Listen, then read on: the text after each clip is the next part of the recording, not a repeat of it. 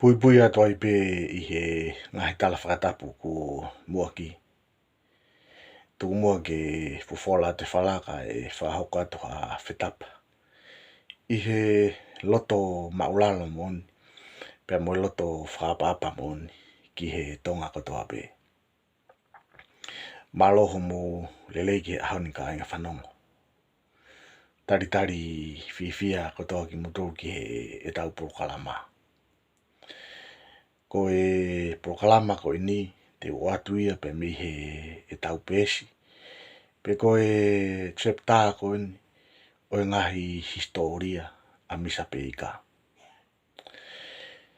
Ai e ko e proklama hono nima eni. Pe ko e episode fika nima eni. O ngahi talanoa ki he historia o misa peika.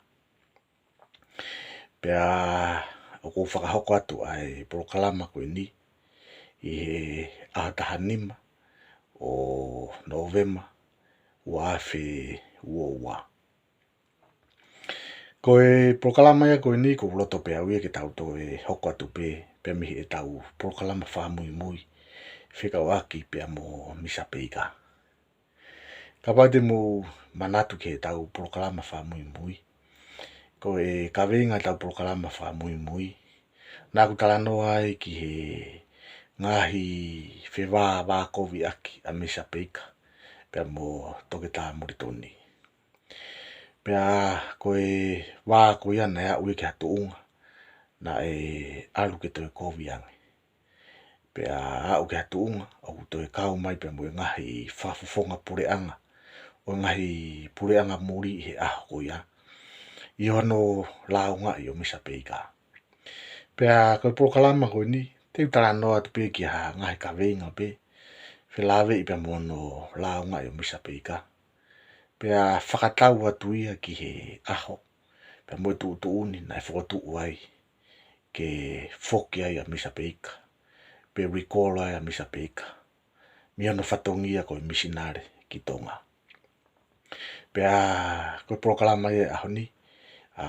Te tau tānoa ki ngahi ka venga la lahi ko ia. Oa watu ki he tuunga ko ia. Na e whoki ai a peika. Koe tu unia na e o mai. Whoki a peika. O ikai ki toi hoko. Koe ngā ki hoko o whakahoko ni ngā ue whakamisinare ki tonga. Maari e whoki koe whitakai mai ai ango helo ko ni. Amisa peika pe mo toke tā muritoni. Na e au ke atunga na ana whifusi aki ke na ngahi totonu pe ana ua. Ka koe au mai koe ki he tau taha walu fitu taha. Lahe ngahi whito kehe aki holo. I he kau misinare. To e iai mo ngahi whito kehe aki. I he kau whafufonga muri o e ngahi pure anga. Na e hoko i tonga i he aha ko ia. O hangi pe koe koe whakataha ko ni na whakahoko i wawau i he tau taha walu fitu taha. I sune taha walu fitu taha. Na e teke ai i he whakataha ko ni. Ke whakai ai e kau tonga. Ke o te nau toi tui wala whakatonga. Ai tapa i ngā tu. Ka nau tui e ngahi wala whakapapalangi. Pea koe whakaukau e ko ni koe whakaukau lele ia. Ka na ia e ngahi whifusi aki i he tuunga ko ni i tonga i aha ko ia. Koe maari e koe iau me koe ki he tau taha walu fitu tolu. Na toi hoko atu no launga i o misa peika. Pehe na e tuia muritoni. O kufu oho a peika i he mea whakapolitikare. Ka e ngalo e nau ngā au e whakamisinare. Ka koe mea pango. Ko nea umai ke tau taha walu fitu nima. Na e whakotu uai ko ni stutone. Pea hangi e ko whakatoka ngai a tonga e ngahi whonua ni. Ko e modern civilized state. Ka koe ngā ue e koe ni. Nengo na eskamata i mai he kau misinari ki mua. Ka koe whakaluku fua mo e awhanga tuku e ngā ue ko ni. Ko tangata ia ko misa peika. Ko ama peke tā walu fitu nima. Na kai ke fu iai hawa o muritoni. Pe mo peika.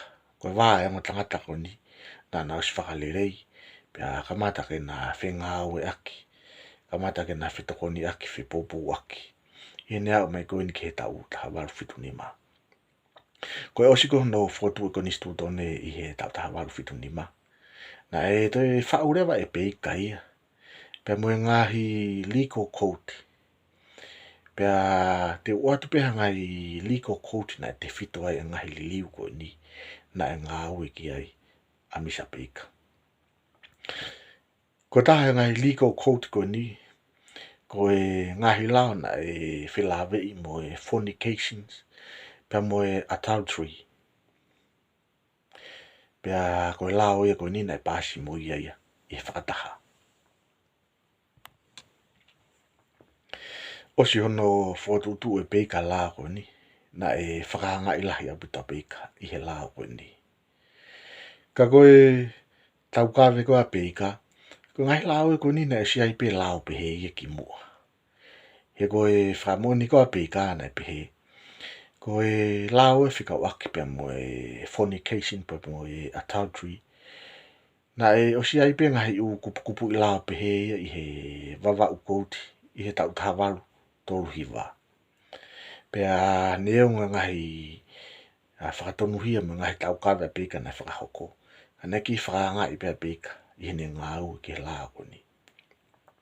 Ko taha ngahi lao e na whakotutu e peika kono tapui o e taalunga whakatonga. Pea mo e whangatua. Ko e ngahi unganga whakatonga ni na kamata ki whakataputapui. I he ngahi lao na whakotutu e peika. Piko ngahi kouti ko na whakotutu e peika. Pea ko e taimita tau pe na te o mai pe e peika. Mo ne ngahi whakatonuhia. Pe e peika ia ko e ngahi lao ko ni. Na o si ai pe ngahi lao pe ia i he ngahi lao ko e tau taha walu ni manoa. Ka koe ne ngau ku whakahoko. Whakahoko pe ki whakatatau ke whinangalo a tupou. Pea koe ki iriri usi i peika na o si ai pe ngahi lao pe ia. Koe lao tahana e ngau e kai pe koe legal court e tahana ngau e kai a peika. Koe lao ko ni whikau ak pe mo e tapa. Pe mo e ngatu. Pe na e whakotutu e peika ngahi lao. Ke tapui. A hono to e whau pe hono to e ngahu e ngatu. Pea tapui hono to e tui hangahi wala. O ku ngahu ake ngatu.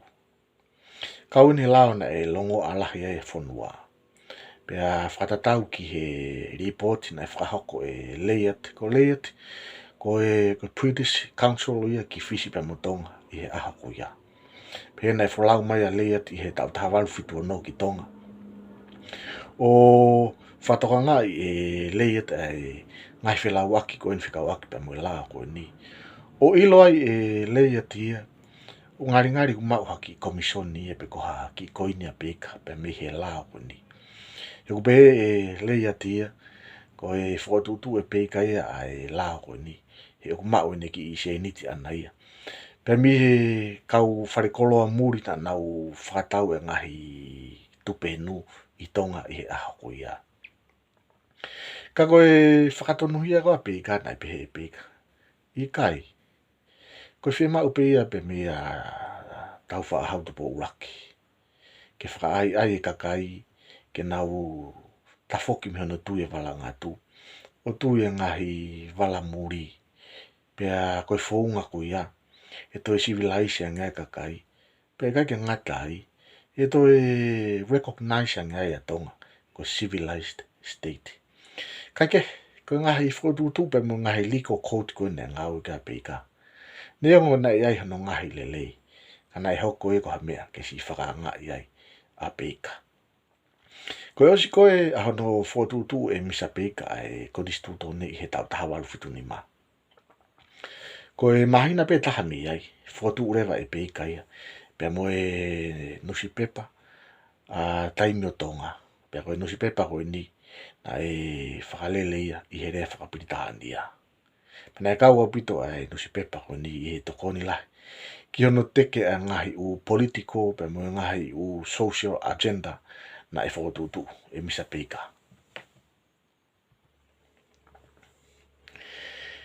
Koe ngā au e mahu ingata na e hanga kia i a misa peika.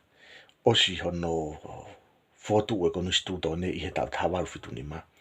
Na e kamata rewa ke approach pe whakao whiowhia peka ke kau whakafufonga muri I tonga I he aho ko ia. Pea te watu pe hangai whakatata I he proklama o ni ke tau wakai hiai. Na e whakao whiowhia rewa peka ke he tangata ko Parent Van Slinich.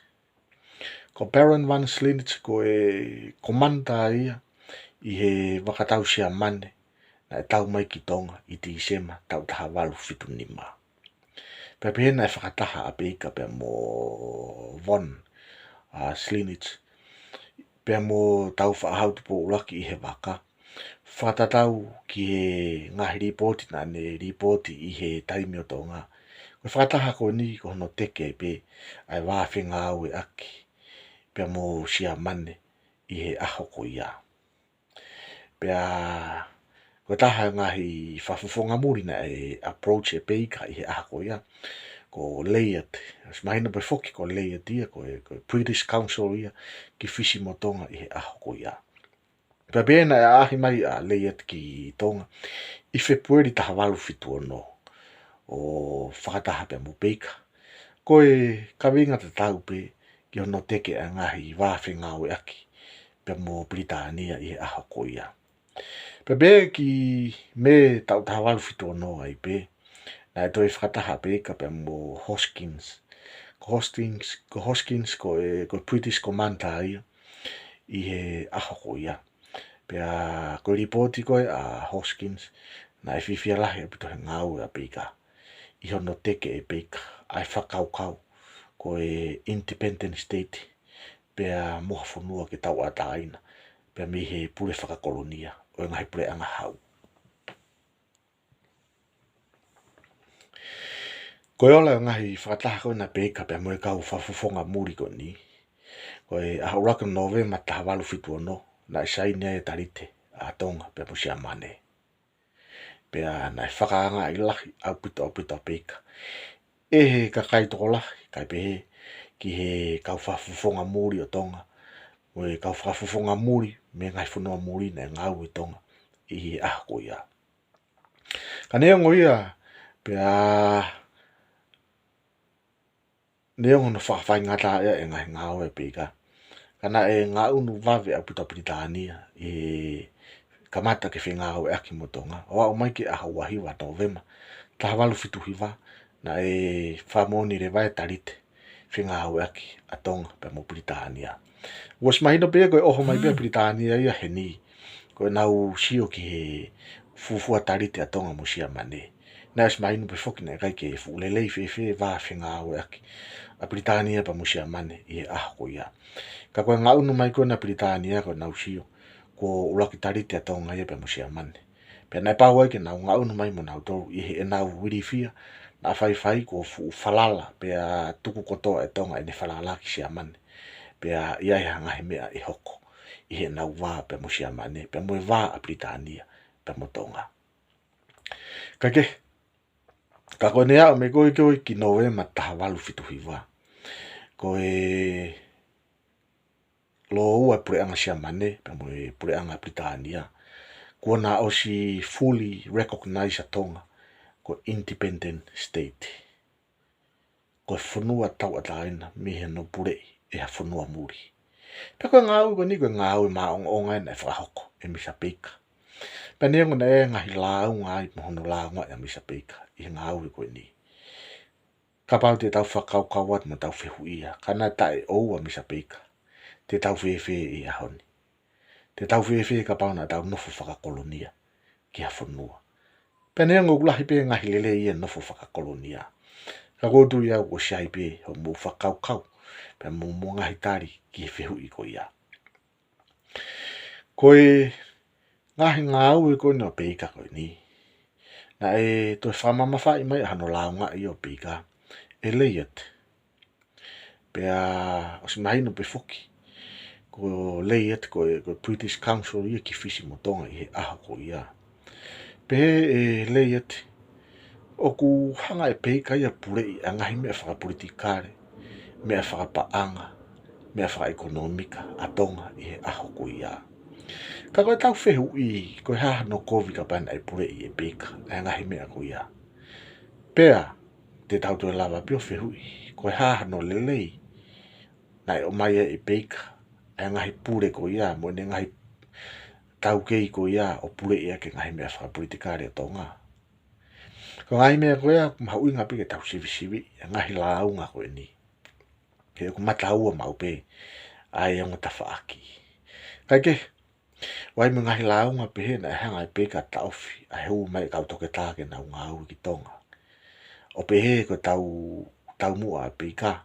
Ko ne taufi kau toke tāko uhi ka ne mau pe eia lelei ko ia. Mo sirini ko ia I he ne ngā au e whakatoke tā. Pea ta wat mo ngahi launga pehe ku kaua peka I he ngahi whakalere pisinisi I tonga. Pea ko ngahi whakalere pisinisi ko ia. O ku kaua no whukotu ai whaama ko ke suka kein mo ngahi umea ko ia. Pea nai mo ngahi launga ia nai ki ima whatuki. O hange kono launga I o peka. Nai kai kene whaito ai ki ireka. Na e lavea no nima o motu hufanga whakatapu. Pehe he kau launga ko ni ko taimi nai atai reka ki a peka. Na e whakafisinga e peka ia. Ke whaito e reka ko ni ko uhi nai kai ki haseniti. Ai reka ki totongi ai ne whaito. Kanai maari na e hu mai heni. Ai tangata eiki ai reka ko ni ko sione whitokai. O pehe sione whitokai ko loi ko toa ngahi launga ia ko ia. Nai kai ke whakahoko peka ia ngahi eke pehe. Ke eke seniti e ne ngā ue. Ua mo launga pehe tokua na hangai peka o resettle ai ka kai koi I ataki e ua. Kagu siai ngai whakamoni nai mai peka koe resettle ko ni nai whakahoko pea e topu uraki. I he tau tahawalu no ni ma. Pea koe launga taha nai nofo tahaia I he collection koe pe koe whakamisinare o e misiona. Pea o pehe na e hanga e peka o ngau e halake ngahi nau e misiona. Hange koe ne whakatau eia ai kopra po koe mataka e misiona. Kana e whama opo ngahi launga ia koe ni e Hoskins. I ne ahi mai ki tonga o whatokanga e Hoskins. Koe ngahi launga kotoa ia koe ni. Koe kotoloi kotoa pe. Koe whakatau mua pe. Ke si I whakaroto ko vi. Ai ngau e whakapolitikare. Ngau e whakaekonomika. Pe me ngau e whakasosiare. A misa peka. Ne whiwhia lai a pito a misa peka. E nea mai ke tunga koe ni. Ngari uai ha matapa. Pe a hao mi he ngahi tukwaki I COVID koe ni. Pe he taimi tatau pe ia. Na lahi a pito pe ngahi contribution ia a peka. Ki he e tau mea whakapolitikare. Mea whakaekonomika. Pe mea whakasosiare. O hange ko ia ko whatokanga I he kau misinare ia. Hange ko unafotaha pe kai ke ngahi mea ko ia. Kai ri ake ki nau tolu. Mo e nau tefito I whatongia. Mo e tau mua na nau o mai ai ki tonga. Ka kone au me ko ki he tau tahawalu fitu ono. Ko e kau misinare ko I tonga I he aha ko ia na e toko whape. Ko peika, ko moritoni, pe mo watekini, pe mo tomasi. Ko watekini I foki, ko e whereni a peika. Nana whenga au e aki mau pe. Kana e whakahoare ne au mai ke tau tahawalu fitu ono. Na e ai ki iwa a watekini pe mo misa peika. Pe a launga e ai e watekini a peika. Pe watekini ko ngahi ngau whakapolitikare ko ni a misa peika ki he konistuto ne. Na e totonu ke recognize e peika. Pe acknowledge e peika. Ko ngau e koe na as whakahoko ia. E kau misinare ki mo. Pea koe tahaia launga a watekini. Tokua na e talape e peika ko ne ngau e toko taha. Ka e hiri ko ia. Na tola he kau misinare na nau ngau e. Ki he konistuto ne. Paneonga e launga koe na watekini koe ni. Kana e pehe e peika. Neonga ngahi mea ia ko ia. Ka koe final draft. Ai whakaukau e konistuto ne. Ko ia ia na ne whakahoko. Ai ngau e ko ia. Ko iau mai ke taimi koe ni. Ka matarewa ke toi ki wākovi a misa peika. Pea mo toke taha moritoni. E na e tukwaki e misa peika ia toke taha moritoni. Ko ia kune utoi a watekini ke whakahoko. Ai ngahi launga koe ni. Ko taha walu fitu ono ai pe. Thomas. ko ia na i vava'u o ngā au ai. Pea na poaka Thomas kia peika. Ki i mawahe mua ki Australia i he uhinga whakawhamiri. Kana e kai ke tari e peika ai poaki koe ni. Pena e ka matarewa ke toe iai e wā peika. Pea moe kau misnare i he i siu koe ni. Aku maari e whoki neongo na iai pe wā ia peika pea moe kau misnare. Kana e toe whakahoko e kau whafonga muri ia me to pureanga na nau ngau e Pasifiki he ahoko ia. Ai ngahi la unga COVID mon whikawaki pe mo peika. O hange ko Sir Cotton. Ko Sir Cotton ko British High Commissioner ia ki he Pasifiki i he ahoko ia.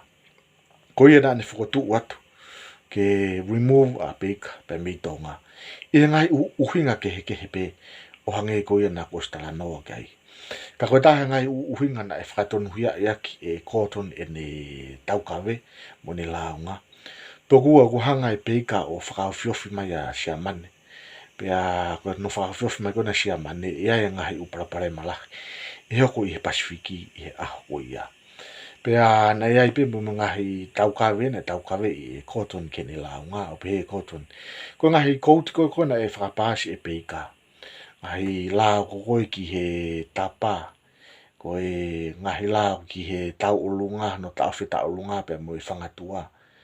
Koe ngahi lao ko ia e na kai ke tui a Cotton ia ke tauwhi. Ka koe ngā ko peika na ne whakotutu e ngahi lao ko ia. Pea na whakahoko ai rewa. Whakahoko ai pe Cotton hanu launga i a peika. I he i siu ko ia. Kana eo mai pe peika e ne tari o pe he peika. Koe ngahi ngau e ko toa koe ni. Koe ngahi whakotutu pe mea tupo. Pe mea tauwha ahau tupo raki. Kono whatongia pe anai kono whakasina ngahi whakaukau ko ia. Ka koe whakotutu ko toa pe mea tupo. Kaike, koe ne ia o mai ke tuunga koe ni. Koe ngahi launga ko toa pe na e whakahoko ka peika. O hange ko ia na e whakamaa opo e Maudsley. Koe ngahi launga ko ia na e anga peheni ia. O ku kaua peika i he ngahi commercial activities. Kaua peika i he ngahi ngau whakabusiness i tonga. O e kai ke na whotaka ke ne ngau whakamisnare. Ka ku ngau whakabusiness o ue si ai e pure anga. Pea ue si ai pe mo ngau e bisnare. O hange pe koe ko ne kaua atu i hon whotutu e suka plantation ko i tonga. I ahako ia. Pea hange koe ko ne kaua pe mo ngahi business pe mo Bank of Tonga i ahako ia. Pea koe tui koe a Maudsley na e control e pe kai e financial meta pe mo ngahi u ngau e whakapaanga a tonga i he ahako ia. Pea koe ne pure i koe e peka ngahi u mea koe ni. Oku wesi ai e mea ko toa pe i tonga. Wesi ai whengau e aki whakapolitikare. Wesi ai ngahi mea whakaekonomika. Wesi ai pe mo ngahi whakatau aki. Pea wesi ai pe mo misinare i a te ia pe. Kaike, ko ngahi launga katoa koe ni na whakama opo katoa ia. Pea koe tutuni a whangatuku ki a peika na e wiko lewa peika pe me i tonga i oka topa taha walu whituhiwa. Koe ngata anga ia ai ngau e whakapisnare a peika i tonga i he ahoko ia. Ka kumari e whoki he koe polokalama hoko te taranoa tuai ki he matapana e toi hū mai ai a misa peika ia ki tonga. O hoko koe pare e mia a tonga i ahoko ia. Koe isi u koe ia pe mo ka veinga koe ia te taranoa kai i he tau polokalama hoko mai. I he ngahi septaa koe ni pe mo misa peika. Ka koe whakamaa opo koe ki i polokalama koe ni. Koe ngahi launga ko topi na whakahoko ka peika. Launga i he kau misnare. Koe ne kau i he ngahi mea whakapolitikare. Koe ne involve i he ngahi mea whakaekonomika me ngahi mea whakabusinessi. Koe ngahi mea whakasosiare o hangi koe ne whao e ngahi lao. O ue sia kotoa ai ki nau tō na nau tonga i he ahoko ia. Kaike, koe whehu i o kou whakamuri tuku aki e tau polokalama ki he whiawhini. Kane tae oua peika e ne whotu e konistuto ne. Kane tae oua peika e ne whotu pe mo ngahi tarite pe mo ngahi whanua hau o mamani e ahoko ia. E mei whewhe a tonga. Ka pauna e hū mai ha whanua hau o pure whakakolonia i tonga. Ka pau te tau nofo sivi e ngahi ngā ue le leia pika. O koutu e lahi au puto. Pe ka pau te tau nofo sivi e ngahi paraparema na e whakahoko e pika. Koutu e ia i pimu ngahi paraparema. Ka koutu ko at pika te ki mutou ka inga whanongo. Ke mūwhai ha hono analaiso. Pe mono sivi o e ngā ue o tangata mahu inga koe ni. Ngata ngai e tau ki proklama. Pe mihi septa o misa pika ki he ahoni. Kore whakamore to e pika te motou ka inga whanongo ka pauna e toha whetapa ki tua. E taimi ta tau pika ko whakawhi e atu ki motou ka inga whanongo mo fo mai ki he se nolo koe ni. E hoko hono atu e ngai talanoa maari i he mara e kehe pe mihi se nolo koe ni. Whakawhi e atu e pika ki motou e mo subscribe mai ke se nolo koe ni ka mo mau. E ngai talanoa fungani ko ia. Ka tau vete mo ai ki he ahon. Tau toki hoko atu i he ka hau vave mai. Pea mo e talanoa maari pe mihi ngai septa. Pea mo e ngahi historia maari o misa pika. Reverewa e whetapa tua whātu.